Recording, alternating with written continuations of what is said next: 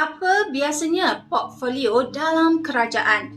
Kita pasti akan mengatakan semua bidang yang berkait dengan kewangan, pengangkutan alam sekitar dan sebagainya. Tahukah anda beberapa portfolio untuk wakil kerajaan dunia yang pernah diwujudkan? Kedengaran agak tak masuk akal, tetapi sebenarnya benar-benar berlaku. Pertama, Menteri Kecerdasan Buatan. Emiria Arab Bersaudi UAE merupakan satu-satunya negara dalam dunia yang mewujudkan Kementerian Kecerdasan Buatan setakat ini secara rasmi. Kerajaan UAE mempunyai visi besar dalam memanfaatkan kementerian ini dengan pengenalan program kecerdasan buatan kebangsaan dipacu Menteri Kecerdasan Buatan pertama dunia iaitu Omar Al-Olama, seorang graduate perniagaan dan pengurusan yang berusia 30 tahun. Sasaran UAE dengan penubuhan kementerian baru ini adalah untuk menjadikan negara mereka pendahulu dalam bidang tersebut pada tahun 2031, khusus dalam pengaplikasian kecerdasan buatan dalam bidang pendidikan, pengangkutan, tenaga, angkasa dan teknologi. Bunyi jawatan ini nampak aneh, tetapi ramai yakin portfolio ini bakal menjadi sesuatu yang luar biasa tak lama lagi. Kedua, Menteri Kegembiraan Negara. UAE sekali lagi mendahului kerajaan-kerajaan lain dalam mewujudkan portfolio baru yang aneh.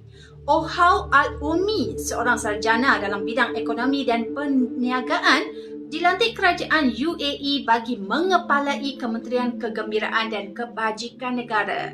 Portfolio baru itu yang diperkenalkan pada 10 Februari 2016 diwujudkan bagi menjalankan program-program yang dirasakan dapat meningkatkan tahap kegembiraan masyarakat UAE ke tahap lebih baik dengan penambahbaikan dasar antara hubungan masyarakat dan kerajaan. Pelbagai program diperkenalkan dengan tunjangnya adalah melalui agenda kegembiraan nasional di mana UAE mensasarkan bakal menjadi negara 5 terbaik dunia dalam indeks kegembiraan pada tahun 2021. Menurut Ohad, pelantikannya untuk memegang portfolio tersebut banyak mendapat kritikan sinis daripada pihak lain yang menyangkal kepentingan apa yang dilakukannya. Ketiga, Pejabat Kawalan Cuaca China. Bagi negara seluas China pula, mereka perlu mempunyai satu jabatan khas untuk masalah serupa disebabkan skala negara mereka. Oleh sebab itulah China mempunyai unit khas yang digelar Pejabat Kawalan Cuaca Beijing, bertanggungjawab untuk mengawal dan juga memodifikasi cuaca bila perlu. Mempunyai seramai 37,000 pegawai bertugas, jabatan ini bukan saja bertanggungjawab membenihkan awan untuk hujan, tetapi mereka juga perlu memintas awan agar hujan turun lebih awal bagi melindungi kawasan di mana acara besar yang akan berlangsung. Ketika Tamasya Olimpik Beijing 2008, jabatan ini bertugas untuk memastikan semua lokasi pertandingan tidak ditimpa hujan. Mereka akan menggunakan senapang anti pesawat yang menembak peluru berisi bahan audida perak bagi mempercepatkan proses hujan sebelum tiba ke lokasi acara. Sesuatu yang lucu, pada tahun 2009, akibat kesilapan jabatan ini, ribut salji besar mengakibatkan situasi tidak terkawal berlaku di Beijing. Jurucakap jabatan itu menyifatkan bencana yang melanda secara semula jadi. Keempat, Badan Rayuan Serbuk Teh. Disebabkan oleh sekatan import masuk serbuk teh dari luar secara terus ke Amerika Syarikat pada tahun 1897, kerajaan mereka memperkenalkan The Board of Tea Affairs, Badan Rayuan Serbuk Teh, bagi memeriksa setiap sampel teh yang ingin dipasarkan di situ.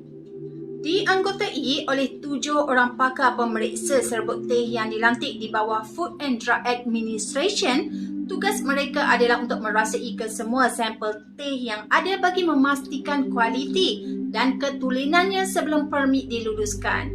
Ketiga, pemeriksa Robert H. Dick yang juga dinobatkan sebagai pakar teh nombor 1 Kerajaan Amerika Syarikat dilaporkan merasai lebih 300 cawan teh setiap hari bekerja selama lebih 48 tahun mengetuai agensi tersebut.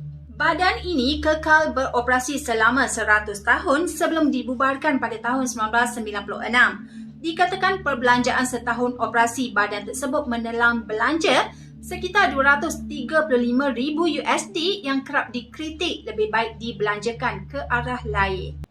Kelima, Menteri Kesunyian.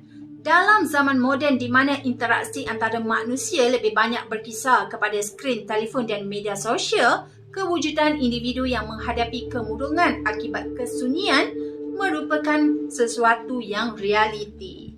Berasbabkan itulah, kenapa kerajaan United Kingdom memperkenalkan idea untuk mewujudkan portfolio Menteri Kesunyian bagi memperbaiki tahap mental masyarakat mereka. Pada awalnya, idea ini mendapat kutukan kerana kebodohannya.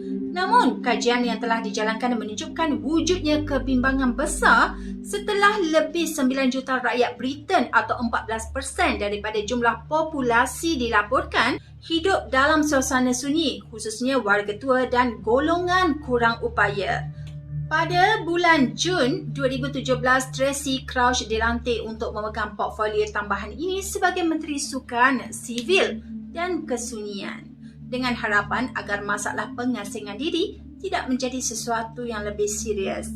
Pelaksanaan program bermula pada tahun 2018 sehingga tahun 2020 gagal membawa penambahbaikan pada situasi. Dalam tempoh sama, portfolio ini bertukar tangan beberapa kali sebelum portfolio Kesunyian digugurkan sebagai label rasmi nama kementerian tersebut.